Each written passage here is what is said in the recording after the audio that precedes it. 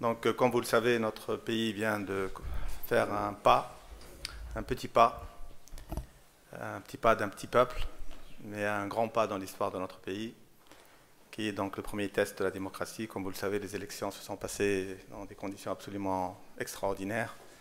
Le taux de participation de 90% a montré clairement la profondeur civilisationnelle de notre peuple. Et ce qu'on doit retenir, nonobstant les résultats, ce qu'on doit retenir, c'est que la démocratie existe bel et bien maintenant dans notre pays, mais ce n'est qu'un petit pas. Il ne faut pas se leurrer, le chemin reste très long, je dirais même que la transition démocratique est loin d'être terminée, parce que je parlerai tout à l'heure de la consolidation démocratique qui viendrait juste après. Personnellement, je n'avais pas trop à ceux qui me posaient la question, trop de doute que cette première phase donc de transition démocratique allait réussir, parce que la Tunisie réunit un peu les facteurs de réussite d'une telle transition. Une population éduquée, un PNB par habitant qui est quand même assez bon, l'égalité entre l'homme et la femme, l'espérance de vie aussi importante, etc. Donc tout ça, c'est je dirais, des ingrédients qui m'ont toujours personnellement conforté quant au succès de cette première phase de transition.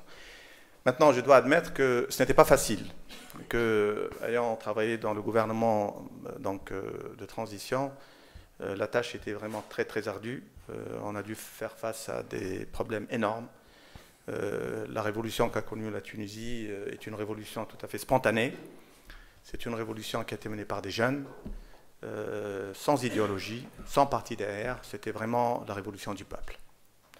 Et par conséquent, ayant réussi cette révolution, il y avait évidemment tout un ensemble de demandes, de requêtes, etc., que ces jeunes, surtout les jeunes déshérités, qui viennent des régions de l'intérieur, qui sont chômeurs, certains d'entre eux ont leur diplôme universitaire, mais n'en trouvent pas de travail depuis 5 ans, 10 ans même des fois. C'est une situation qui est quand même assez difficile, et par conséquent, on a dû faire face à tous ces problèmes. Et il fallait, bien entendu, on ne pouvait pas résoudre tout du jour au lendemain, mais il fallait gérer ce que j'appelle gérer l'anticipation. On dit en anglais managing expectations, c'est-à-dire qu'il fallait quand même donner un peu pour gagner la paix sociale.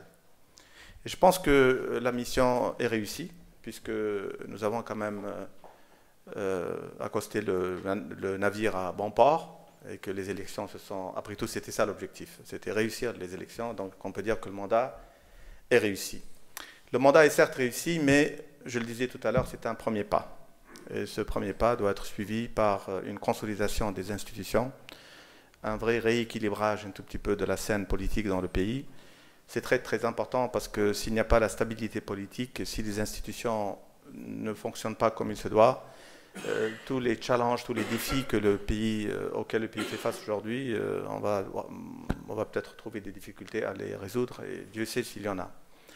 D'ailleurs, je vais être tout à fait honnête avec vous ce soir, comme je le suis toujours d'ailleurs, pour vous dire un tout petit peu, vous donner une idée sur ces défis et sur ces challenges. Alors, on prépare donc la consolidation démocratique. Pour la consolidation démocratique, généralement, il y a 4 conditions qu'il faut réunir pour pouvoir réussir ça. Il y a une autre condition, une 5e, qui est tout à fait importante, je le dirai tout à l'heure. Les 4 conditions, c'est un gouvernement fort. Un gouvernement fort, c'est-à-dire un gouvernement qui peut user d'une force coercitive, hein, et donc qui peut assurer la sécurité. L'un des plus grands problèmes que nous avons eu justement en tant que gouvernement de transition, c'est que la sécurité était fébrile, pour être gentil, hein. Donc des fois, il y avait des poches de troubles et d'insécurité qui paraissaient de partout de temps à autre. On ne pouvait pas le voir à partir de Tunis. Ceux d'entre vous qui ont visité Tunis n'allaient pas voir ça, mais à l'intérieur du pays, il y avait des troubles de temps à autre, ce qui est tout à fait normal, hein. Le pays a connu une révolution.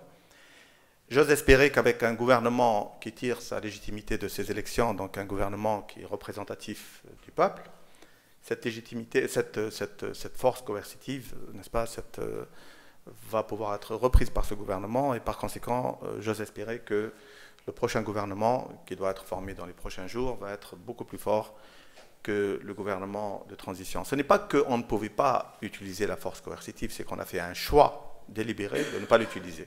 C'est très différent. Et tout simplement pour ne pas provoquer. Vous savez, quand vous avez un corps malade, il ne faut pas trop le brusquer. Donc, et je pense que le choix était bon. On a été critiqué des fois en tant que gouvernement de transition, mais je pense que la politique que nous avons suivie s'est avérée être la bonne, puisqu'on a réussi. Donc, le prochain gouvernement devrait normalement être fort. Il doit l'être, parce que la sécurité, c'est vraiment la base de tout. Il faudrait assurer les conditions de sécurité partout dans le pays. Et donc, je pense que le prochain gouvernement aura ce qu'il faut pour assurer cette sécurité. La deuxième condition, c'est l'état de droit et la séparation des pouvoirs. Je peux vous dire que c'est déjà que cette culture est déjà inculquée. Je l'ai ressenti personnellement dans le gouvernement de transition. Je n'ai pas de doute que, bien sûr, il y a des efforts encore à faire, surtout pour ce qui est de la justice. Mais cette séparation des pouvoirs, c'est quelque chose qui existe presque déjà en Tunisie. Donc je ne m'inquiète pas trop pour que cette condition soit remplie. La troisième, c'est une société civile qui est forte. Et c'est ça la bonne nouvelle. La bonne nouvelle, chose extraordinaire en Tunisie, après la Révolution, on a vu l'émergence d'une société civile absolument extraordinaire. Et pas seulement dans les grandes villes, hein. Partout en Tunisie, on l'a vu. À l'intérieur du pays. Et vous savez, la société civile, c'est vraiment une composante essentielle de la stabilité politique du pays. Et j'en parlerai tout à l'heure en parlant des efforts que nous allons recommander au prochain gouvernement, enfin, utiliser la société civile comme un effet de levier pour que la situation sociale dans le pays s'améliore très nettement. Donc cette condition-là ne m'inquiète pas du tout. Et ce qu'on a vu pendant les derniers 9 mois, c'est absolument fabuleux. Et la quatrième condition, c'est des institutions fortes. Et on se réjouit en Tunisie justement d'avoir des institutions fortes, parce que c'est ça ce qui a assuré au fait que le pays a continué à fonctionner convenablement. Et surtout des institutions économiques fortes, c'est-à-dire des institutions qui puissent assurer le bon fonctionnement donc, des acteurs économiques, des opérateurs. Et je pense que, bien sûr, il y a énormément d'améliorations à faire. Je dirais 2 petits mots sur le système financier tout à l'heure. Mais je crois que si on comparait par exemple la Tunisie avec notre voisin du Sud, il n'y a pas de comparaison à faire. Hein. Donc c'est l'existence d'institutions fortes en Tunisie qui a fait que le pays a continué à fonctionner comme il se doit. Et la dernière condition, c'est... enfin, je pense que j'ai cité 4. Donc la cinquième, donc, qui est la plus importante, bien entendu, c'est que tout ça c'est bien beau, mais ça ne va pas résoudre les problèmes de la Tunisie d'aujourd'hui. Les 2 plus grands problèmes aujourd'hui auxquels on fait face, c'est 1, le chômage, et 2, la disparité en termes de développement des régions. La disparité entre les régions de l'intérieur et les régions côtières.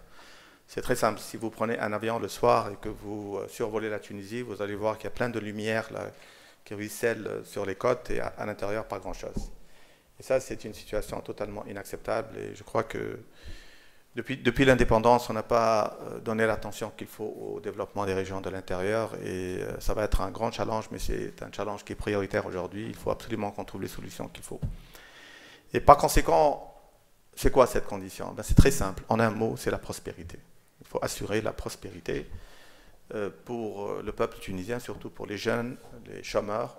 Il y en a 700 000 en Tunisie. Il y a 200 000 chômeurs qui ont des diplômes universitaires. C'est beaucoup. Dans une petite population de 10 millions d'habitants.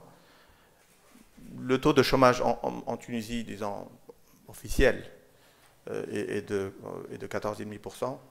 C'est beaucoup mieux que l'Espagne. Mais le taux... qui est de 21%. Mais le taux de chômage des jeunes diplômés chômeurs à l'intérieur du pays peut aller jusqu'à 38%, 40% des fois. C'est beaucoup.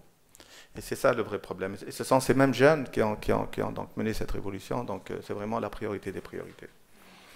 La prospérité, c'est ça ce qui va assurer. La prospérité, je veux dire évidemment, trouver un emploi, être optimiste quant à son avenir, marier la fille ou l'homme qu'on aime, acheter une maison, acheter une voiture. C'est ça la prospérité, n'est-ce pas?